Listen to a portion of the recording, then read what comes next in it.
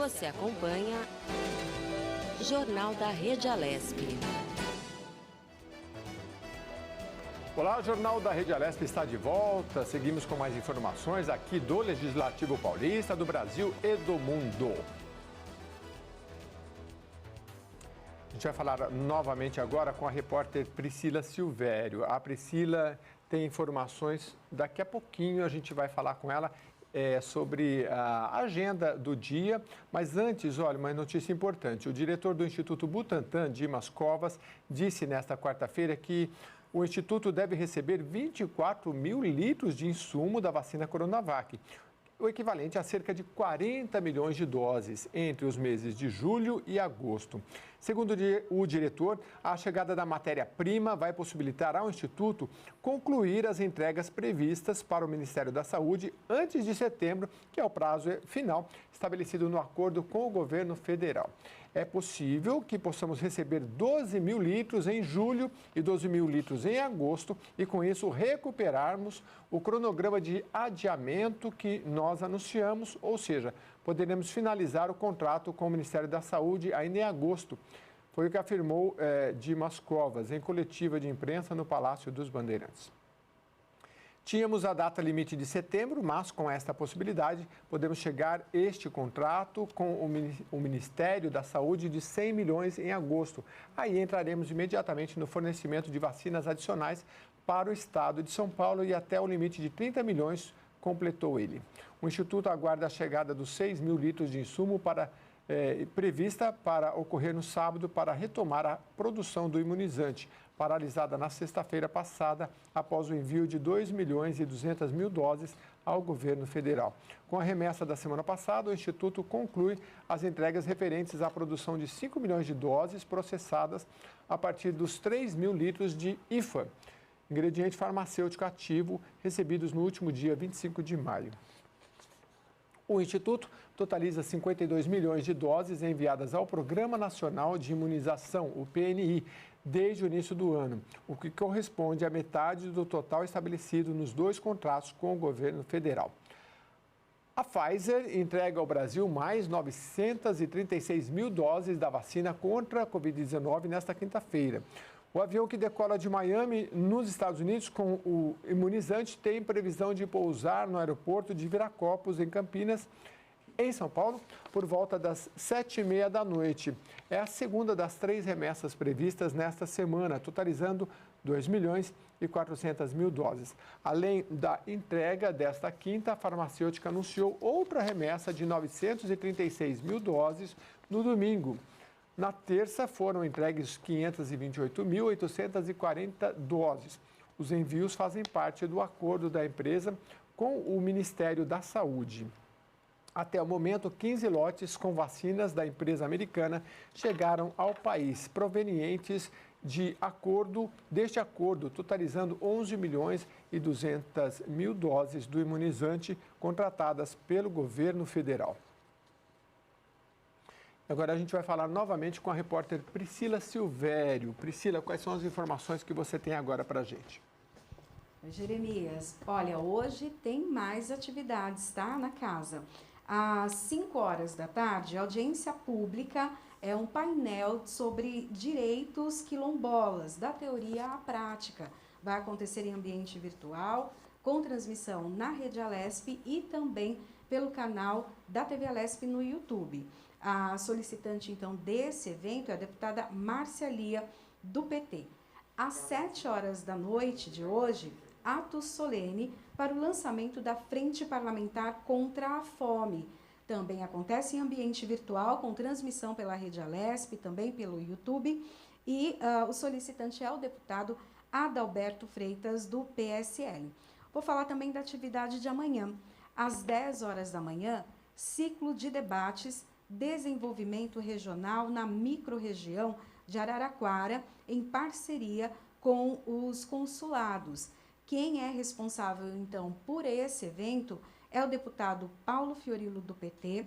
Vai acontecer em ambiente virtual e você pode acompanhar no canal da TV Alesp no YouTube e também na Rede Alesp. Jeremias. Muito obrigado, viu, Priscila, pelas suas informações. E olha, o senador Randolph Rodrigues, vice-presidente da Comissão Parlamentar de Inquérito à CPI Covid-19, afirmou que vai solicitar proteção policial para o deputado federal Luiz Miranda, do Democratas, e o irmão servidor da saúde. Que é servidor da saúde. O parlamentar denunciou a existência de fraude na compra de milhões de doses da vacina Covaxin. O parlamentar revelou ter levado as denúncias diretamente ao presidente Jair Bolsonaro e seus auxiliares. Um documento enviado à CPI aponta que o contrato de compra foi fechado com um valor de 100% maior do que o custo de 6 meses antes da formalização. O senador Randolph Rodrigues disse nas redes sociais que a CPI da Covid estará requisitando segurança para o deputado Luiz Miranda, ao irmão e aos familiares. Segundo o vice-presidente da comissão, as informações que o deputado está declinando à imprensa e à CPI são de extremo interesse público. Sua vida e a de sua família precisam estar resguardadas. Vamos falar agora sobre Ecoponto, destinado a equipamentos de pesca no município litorâneo de Itanhaém. O Instituto Gremar e a Prefeitura Municipal de Itanhaém, com apoio da Secretaria Municipal de Planejamento e Meio Ambiente, inauguram no próximo dia 26 de junho, sábado, um Ecoponto. É sábado agora, para entregar para a entrega voluntária de petrechos de pesca. O local escolhido é a Alameda Emídio de Souza, no centro de Itanhaém. Vamos conversar sobre esse assunto com a Rosane Fará. Ela é bióloga e responsável técnica do Instituto Gremar.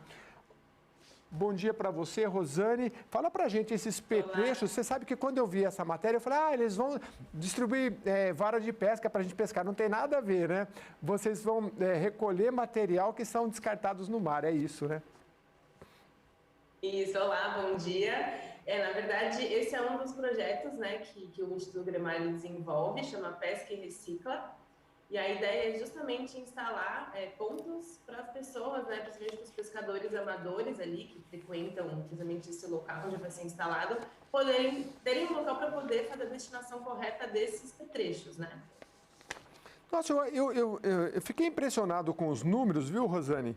Depois você explica mais o que é o Instituto Gremar, mas é o seguinte, olha, 640 mil toneladas de petrechos são perdidas no mar entre peças de origem industrial, artesanal e amadora.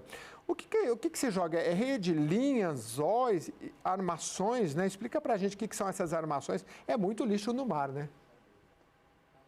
É muito lixo no mar, né? O Instituto Gremar, ele trabalha com 3 principais pilares, né? A gente tem a pesquisa, a gestão de fauna, né? Que é o tratamento, a reabilitação dos animais, e a educação ambiental.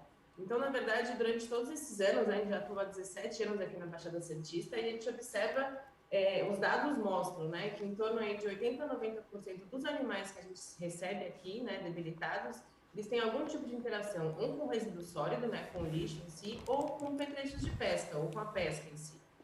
E justamente essa iniciativa é para tentar, de alguma forma, mitigar, né, tentar diminuir esse impacto que os animais eles vêm sofrendo com esse tipo de material. Então, quando a gente pensa em instalar esses coletores, é justamente porque esses petrechos, né, esses materiais que são as linhas, né, o nylon em si, que os pescadores utilizam para pescar, o anzol, as boias, as chumbadas, quando eles são descartados de forma incorreta, né, ou abandonados, eles vão para o mar, né, e viram mais um resíduo.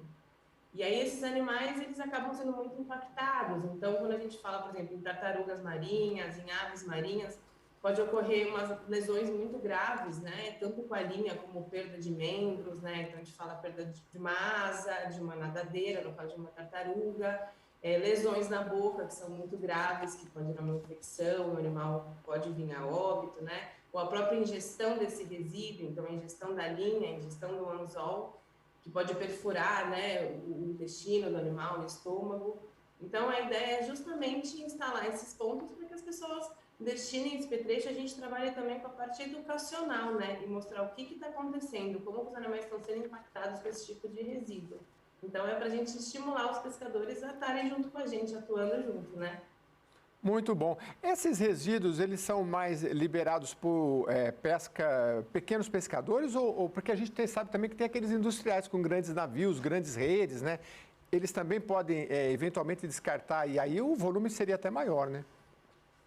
Seria um volume muito maior. Na verdade, agora o nosso principal alvo é justamente esses pescadores amadores mesmo, que são esses resíduos que são menores, mas não deixam de impactar tanto quanto os outros resíduos maiores, como as redes de pesca.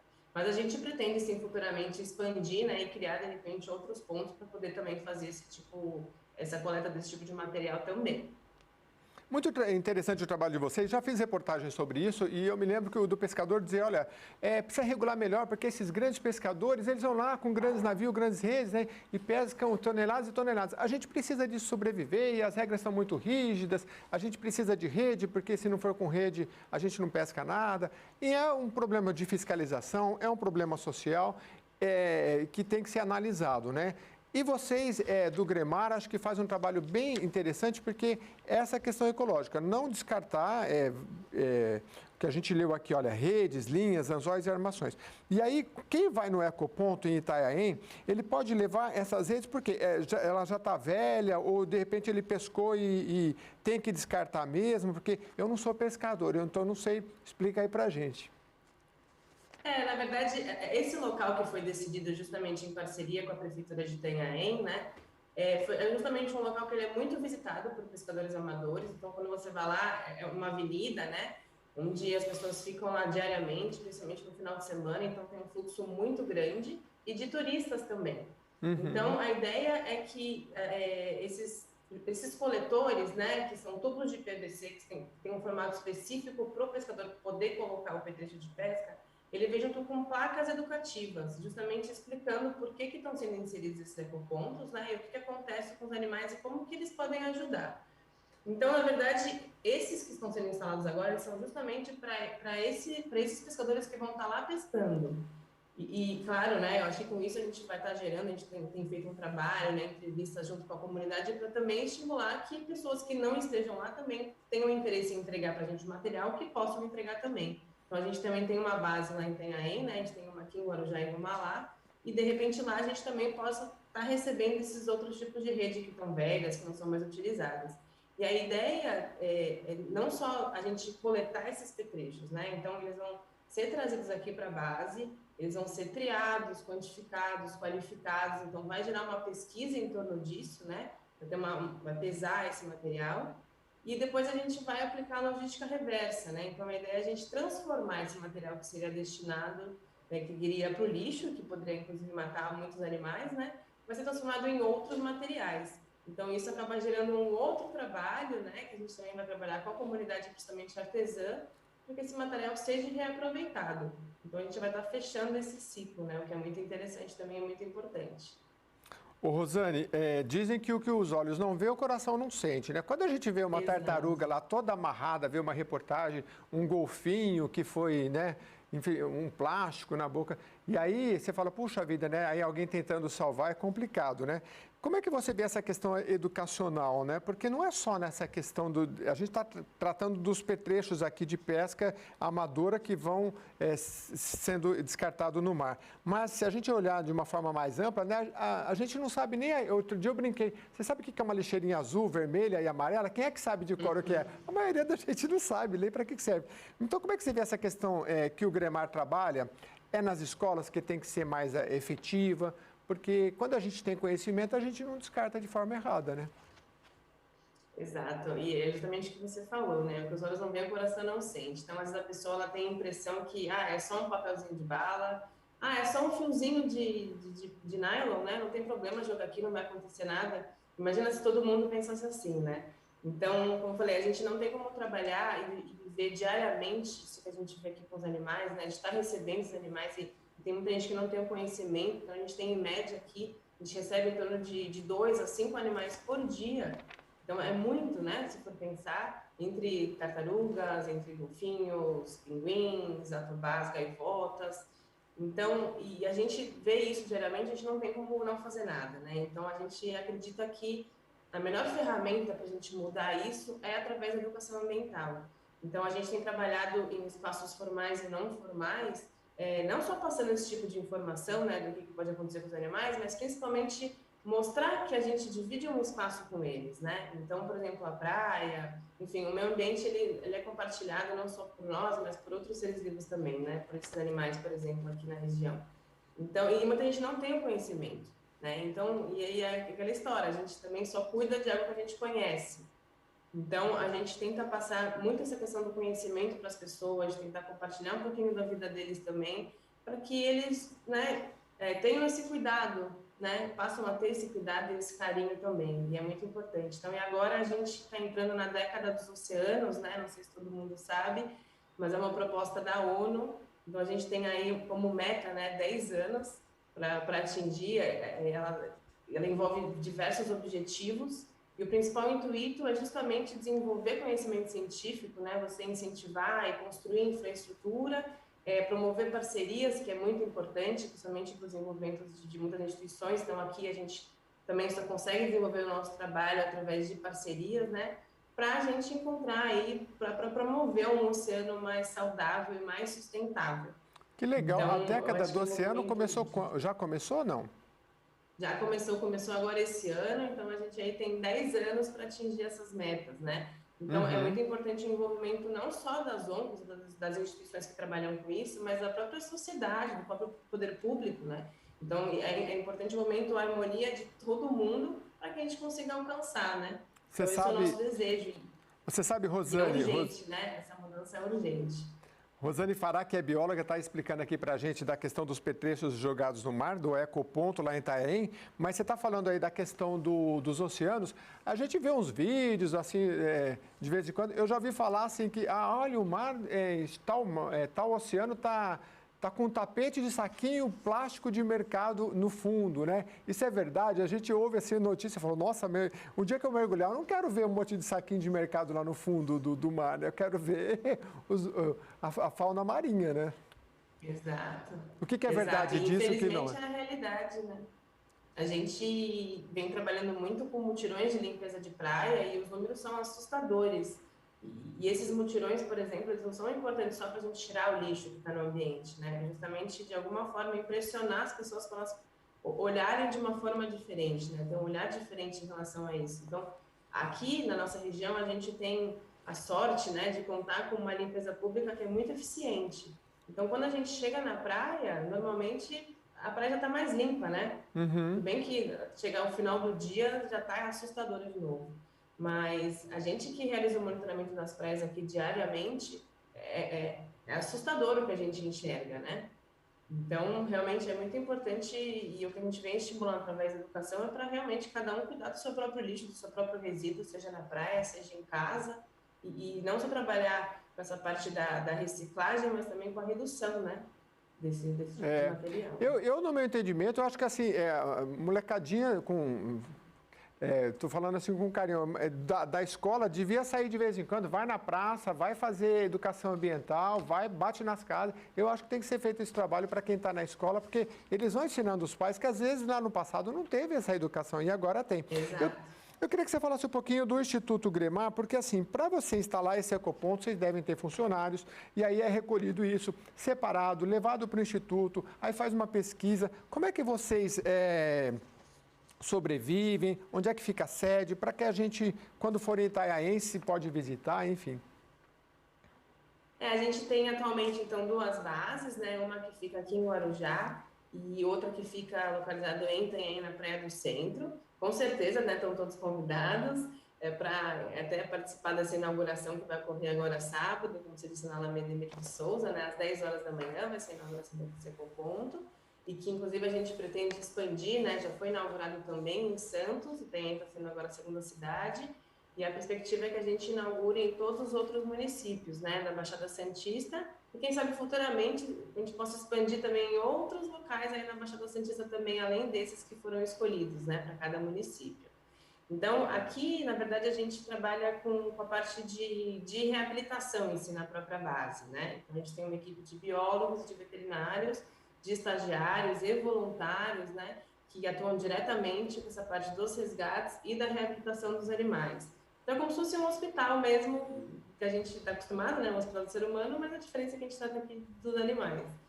E em relação à logística, né, que você me perguntou de como vai ser feito, a gente vai Agora a gente instalando, a gente vai ver inclusive a demanda de como vai ser, né? Mas a ideia é que a gente semanalmente faça a coleta desses resíduos em todos os pontos que forem instalados. Então a gente vai ter uma logística aí, né? Vai ter uma equipe responsável que vai estar fazendo essas coletas e trazendo aqui para a base, onde vai ser feita a pesquisa desses petrechos.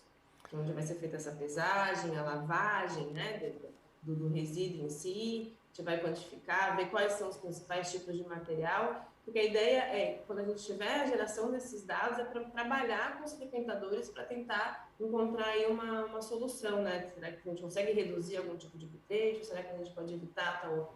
Então, a ideia é a gente gerar esses dados para também poder trabalhar em cima. Rosane, o que a gente, seja como turista ou seja como próprio profissional de pesca, faz digamos, de muito errado com os animais, principalmente acho que animais marinhos, que é o que vocês trabalham, né? Teve um tempo que havia muitas reportagens, falavam, você pega alguns bichinhos de estimação, né? Aí o pessoal, vou pegar uma tartaruga, vou pegar não sei o quê. E depois enjoava, não sabia cuidar e descartava aquele animal de uma forma assim, leva num parque, solta, né? O que a gente tem que prestar atenção em relação aos cuidados que hoje nós temos os direitos animais, que até me corrigiram, não é direito dos animais, é igual direitos humanos, então direitos animais, né? Eles também têm direitos, né? A gente começa a aprender sobre isso agora, né? Na verdade, em questão de animais marinhos, né, é considerado um crime, né? Então, eu acho que hoje a gente não conhece muitas pessoas que pegam e levam para casa, mas a gente tem alguns animais exóticos, como por exemplo o tigre d'água, né? Que as pessoas elas acabam comprando realmente, e é um animal pequenininho, bonitinho, que é cativante, né? Você tem uma tartaruga pequenininha, e aí o animal vai crescendo, e você acaba ficando sem espaço, né, para poder colocar e acaba realmente largando o animal.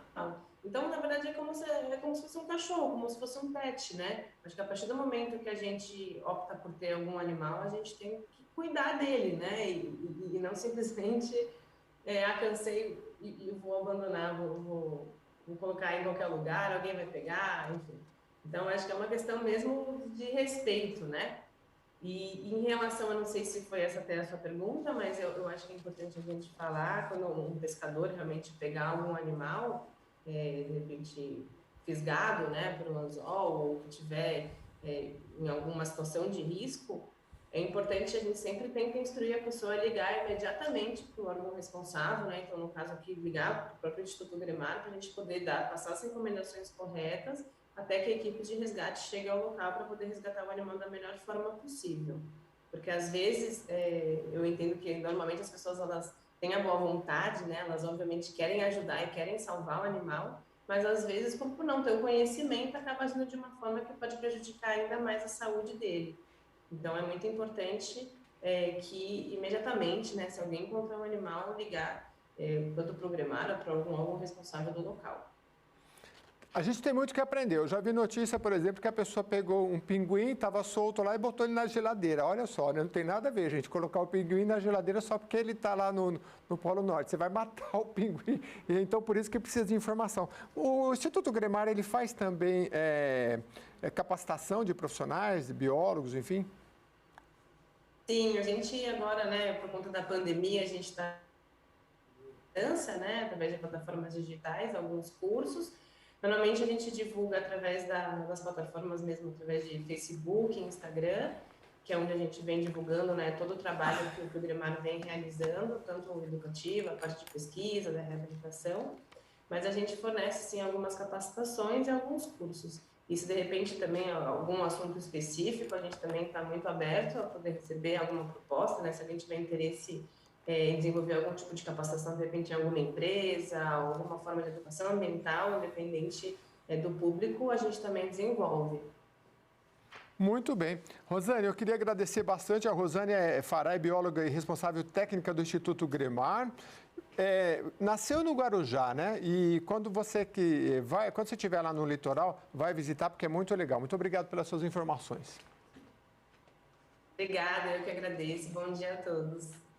Muito importante. E olha, a repórter Melissa Araújo traz os destaques da Comissão de Defesa dos Direitos do Consumidor, realizada em ambiente virtual. Vamos acompanhar. Em reunião virtual, os deputados membros da Comissão de Defesa dos Direitos do Consumidor se reuniram na terceira reunião extraordinária para deliberar a respeito de 3 itens da pauta. A exemplo do que ocorreu na reunião anterior, os deputados se aprofundaram no debate do projeto 277 de 2016, de autoria do deputado Wellington Moura, do Republicanos. O projeto estabelece nova fonte de custeio para o Sistema Regional de Saúde. Pela ordem, presidente. Pela ordem, nobre deputado Ricardo Milão. Para registrar o meu voto contrário.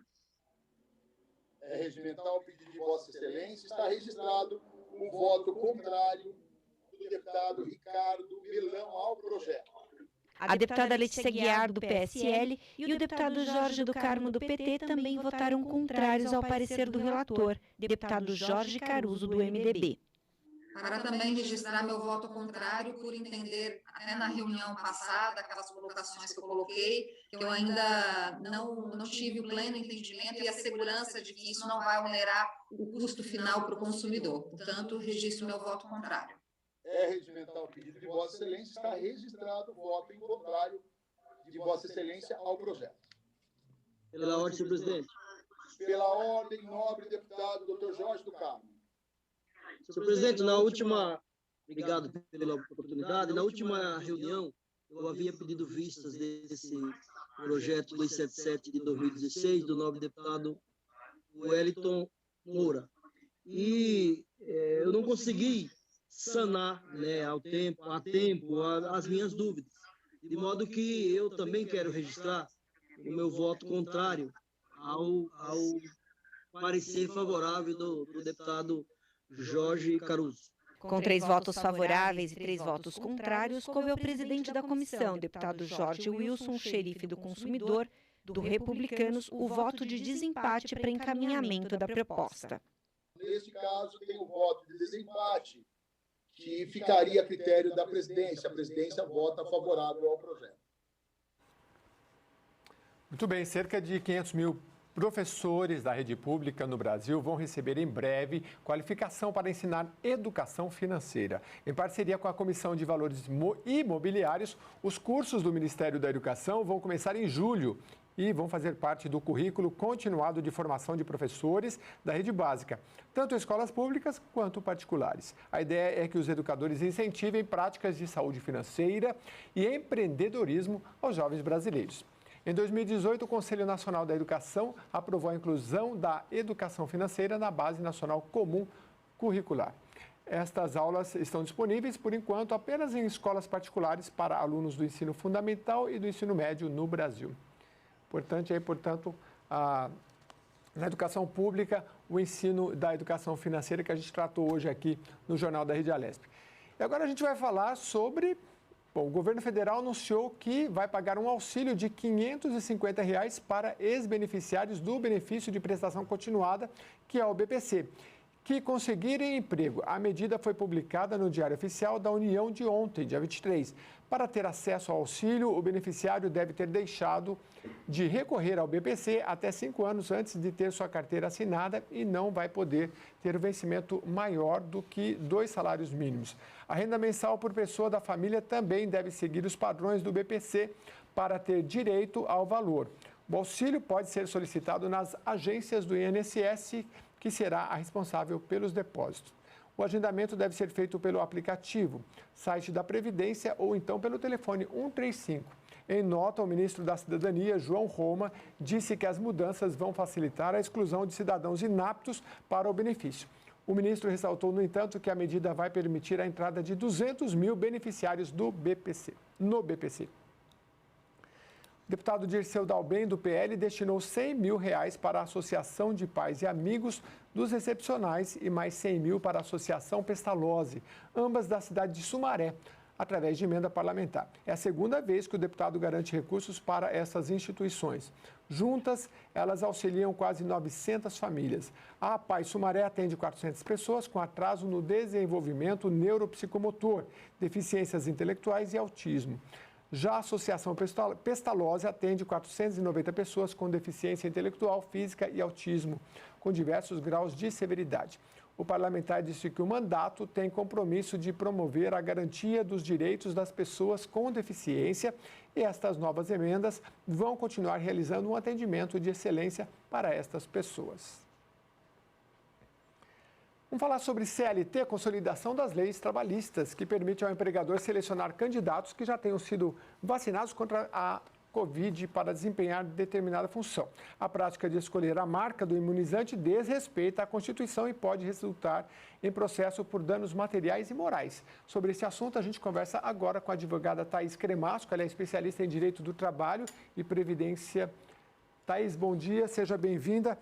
Esta questão de se escolher, então, se a pessoa já tomou a vacina ou não, para determinadas funções, eu imagino que se você é uma enfermeira, é importante, né? Explica para a gente como é que a lei tem tratado disso. Bom dia. Bom dia, agradeço o convite. Bom, não existe uma permissão dentro do Poder Judiciário para que os candidatos sejam selecionados em decorrência da vacinação ou não. Não existe essa permissão. O que existe é o empregador. No caso daquele trabalhador que se recusa a tomar vacina, ele pode tomar algumas medidas para proteger o ambiente salubre do trabalho. Então, a questão é, dentro de um país onde a vacina não está disponível para todos, é absolutamente discriminatório, inclusive, exigir que o trabalhador esteja vacinado. Porque, por exemplo, não pode estar na faixa etária dele para se vacinar. Então, essa exigência não é permitida perante o judiciário. Entendi. Agora, algum profissional que, por exemplo, como eu citei um enfermeiro, a empresa poderia pedir para que ele, se ele já está na idade, por exemplo, já foi no estado dele oferecida essa vacina, ela pode pedir, inclusive em decorrência da questão profissional que ela exerce, né? Com certeza, não só pode, como deve exigir que todos os trabalhadores que já estejam nas atividades permitidas ou na faixa etária, a empresa tem o dever de exigir essa vacinação, uma vez que a ausência dessa vacinação pode trazer não só prejuízos para a empresa, porque ela pode ser responsabilizada pelo trabalhador ter adquirido aquela doença, mas também pelo bem da coletividade que pode ser afetada pela pessoa que não permite, que não quer, né, que não deseja tomar a vacina. Isso, com certeza, ele vai poder exigir. Agora, esse caso aqui, publicado na imprensa da cidade de Campinas, né, que uma empresa solicitou que para uma vaga que, me parece aqui, de governanta, é isso aqui, é isso mesmo, que ela fosse imunizada pela vacina da Pfizer, né? Quais são os direitos da candidata nesse caso? Tá. Bom, o anúncio é um completo absurdo, né? Discrimina não só pela questão da vacina, mas a gente percebe outras discriminações, né? A discriminação de gênero, a discriminação de classe social e exigências totalmente descabidas para o salário que a pessoa está oferecendo. Então, é um anúncio, sim, discriminatório. Nesses casos, como que o trabalhador ou a trabalhadora deve proceder? Primeiro, você encaminha o seu currículo, né, e comunica ao empregador o interesse dessa vaga. Ao ser negado a vaga em decorrência dessas exigências discriminatórias, o trabalhador pode fazer um boletim de ocorrência, fazer uma denúncia no Ministério Público do Trabalho e ingressar com uma ação trabalhista, mesmo sem ter trabalhado para aquela pessoa. Ele ingressa com uma ação trabalhista informando a perda de uma chance, dizendo que ele deixou de ser contratado porque não cumpria um dos requisitos discriminatórios. Entendi. Agora, doutora Thaís, a gente entende, por exemplo, no caso do comerciante, é lógico, ele quer prestar o melhor atendimento, mas ele colocar um anúncio assim, ou tentar, mesmo que não seja um anúncio, contratar só pessoas que estão vacinadas, também seria um ato discriminatório, né? Porque, claro, seria um diferencial. Olha, aqui no meu estabelecimento todos estão vacinados. Mas exigir isso, uma vez que as pessoas dependem do Plano Nacional de Imunização, depende de estar com a idade correta, aí pode ser considerado, então, um ato discriminatório. Com certeza. É importante a gente salientar que existem dois tipos de discriminação. Existe a discriminação positiva, então aquele empregador que pretende fazer uma ação positiva e, por exemplo, abre vagas para funcionárias negras, transexuais, idosos. Então, ele pega um grupo que é discriminado e faz um oferecimento de vaga para um grupo específico. Isso é uma discriminação positiva, que visa corrigir alguma diferença que já existe na nossa sociedade, alguma discriminação que já existe na sociedade por um determinado grupo. Outra coisa é você discriminar negativamente, que é esse caso. Determinar, por exemplo, que a pessoa tem que estar vacinada, sabendo que muitas vezes, e a maioria dos casos, não é uma escolha da pessoa, uma vez que a gente está vacinando pessoas de 45, 43 anos, então ele vai de alguma forma determinar um grupo específico para ser contratado, trazendo assim uma discriminação que não se justifica. A senhora sabe, doutora, que eu conversei com especialistas e eles disseram o seguinte: olha, o Brasil é um país que aceita bem a vacinação. A gente tem um largo conhecimento, né, uma capilaridade muito boa, as pessoas querem se vacinar. Mas existem, às vezes, casos isolados. A gente viu no caso dos Estados Unidos que o pessoal está fazendo campanha para as pessoas se vacinarem.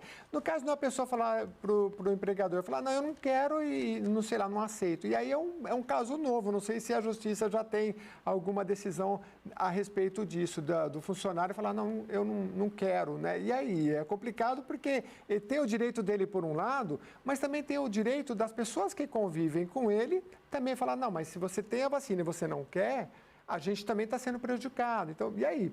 É difícil resolver, né? É evidente que nesse caso existe uma dificuldade, os advogados, juízes se dividem nessa questão, mas eu tenho um posicionamento bem certo daquilo que eu acredito que é uma corrente dentro do judiciário.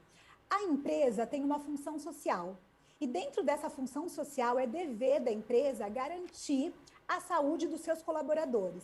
Então, a empresa pode sim exigir que aquele trabalhador se vacine e caso ele se recuse, a empresa pode fazer uma documentação informando que aquele trabalhador se recusou a tomar vacina, dar uma advertência, uma suspensão para aquele trabalhador, porque é muito importante que ele entenda que ele está dentro de um contexto e nós estamos buscando, de fato, uma imunização de rebanho. Então, ninguém pode fugir dessa responsabilidade.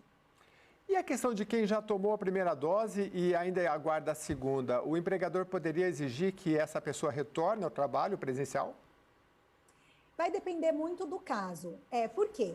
Se o empregador tiver algum prejuízo com o trabalhador ficando em casa, ele pode justificar que existe uma proteção e requerer o retorno do trabalhador. O juiz sempre analisará caso a caso nessas questões. Não existe uma lei específica, então o juiz vai tentar entender por que essa exigência foi importante. Porque ela é frentista e não pode trabalhar home office. Então, faz sentido ela voltar uma vez que ela não tenha nenhum tipo de doença pré-existente, comorbidade, então não tem um risco muito grande. Agora, se for uma exigência, vai voltar porque tomou a primeira dose, essa não é uma regra. Então, será analisado caso a caso. Em regra, se tiver havendo algum prejuízo na prestação de serviço, ele pode pedir para que o trabalhador retorne.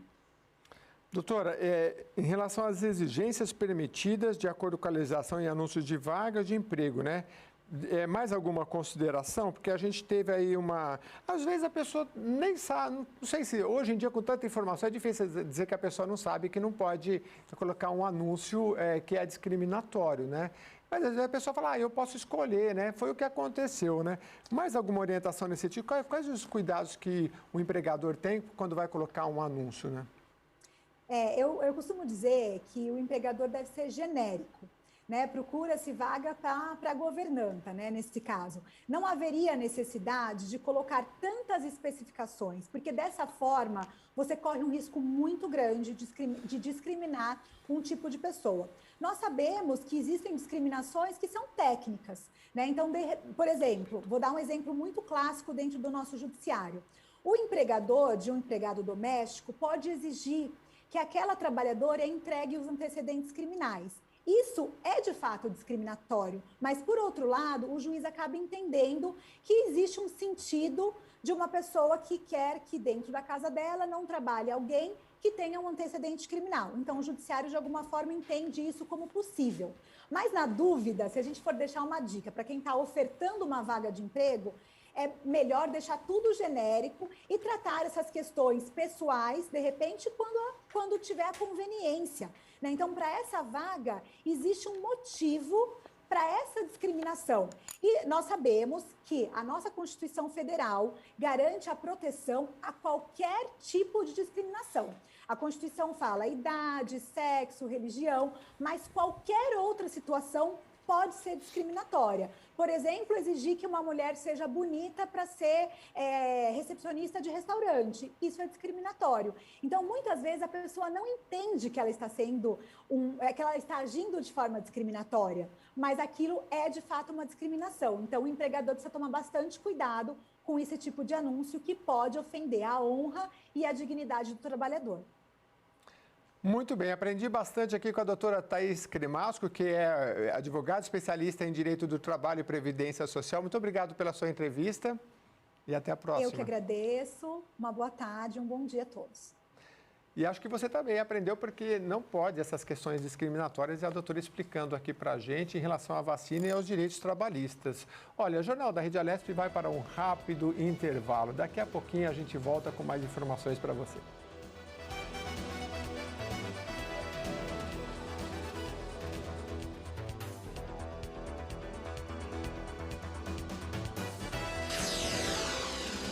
Você acompanha